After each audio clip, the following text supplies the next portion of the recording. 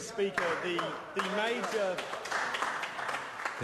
major disadvantage about being number 4 on the lineup is that number 3 gets to use the material before you do in a general debate.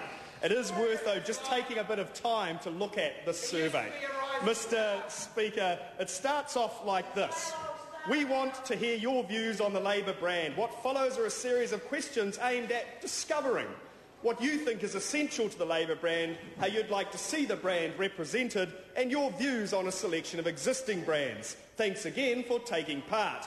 Pick the values you'd like to see associated with Labour. Choose as many as you like. What should be in brackets after that sentence is because we don't have a clue. The range of options that my colleague has set out missed out a few that puzzled me, Mr. Speaker. So we've heard one of the options is futuristic, feel-good, bold, inspiring. Cheeky, I thought, was an interesting option, Mr. Speaker, as were dynamic, cool, modern, happy, unusual. Unusual is one of the options here. Artistic, edgy, out there, funky. But the one that got me absolutely flabbergasted, which made it in halfway through the list, Mr. Speaker, was sober. Do you think Labour is sober?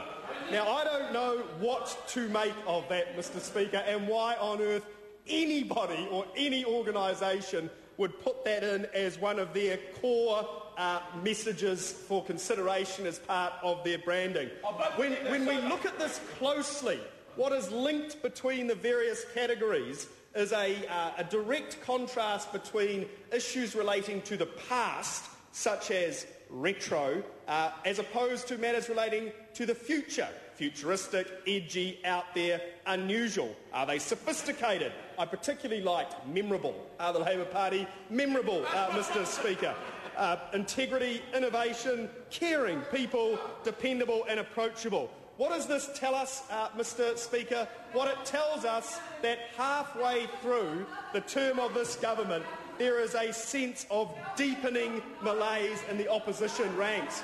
Watching those faces during question time today, when their leader is on his feet, is really a sad indictment. Now, Clayton Cosgrove, who's a good little scrapper, likes to get his teeth into the odd issue, is known for putting a view every now and then, is totally disengaged.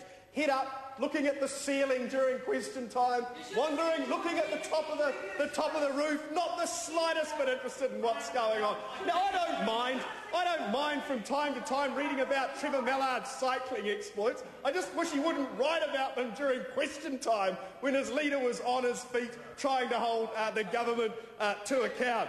One of the things that I found interesting about Mr. Brownlee's contribution was Phil Goff praising the political skills of the Prime Minister. Now, Phil Goff at the moment reminds me of one of those dad characters from a 1980s sitcom. And not just because Family Ties first aired when he was in his first term in Parliament. He's following a well-used formula called the Centra-Eccentrics formula, where one straight character is the anchor for all of the other characters who ultimately upstage him. So while Mr. Goff is nervously describing his unpopularity, we see a range of characters appearing in larger-than-life formats. David Cunliffe was understandably moved by his visit to the Hiroshima Peace Museum. But his Dominion Post column yesterday suggests he's foregoing his finance role for one presenting the History Channel. Some of his prose in that article did remind me of some of his earlier work from I Am Harvard, Harvard is Me. But I've also come across another delightful piece simply entitled Seasons. It goes something like this. Now, I'm no literary critic, and I'll leave matters to the House, but it goes like this.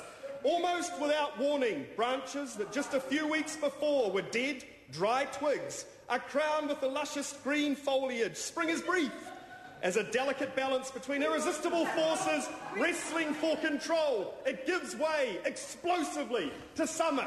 Sounds decidedly like the leadership crisis in the middle of the Labour Party. A lead actor in his own show. And old Mr Jones over here, his continuous calls of hoo-ha in the House every time he gets to his feet remind me of Al Pacino in A Scent of a Woman. He's refused to rule out a leadership challenge, stating that, quote, that lies somewhere between our caucus and Providence. Providence is also known as the work of God. So I guess that's his natural modesty continuing to come through.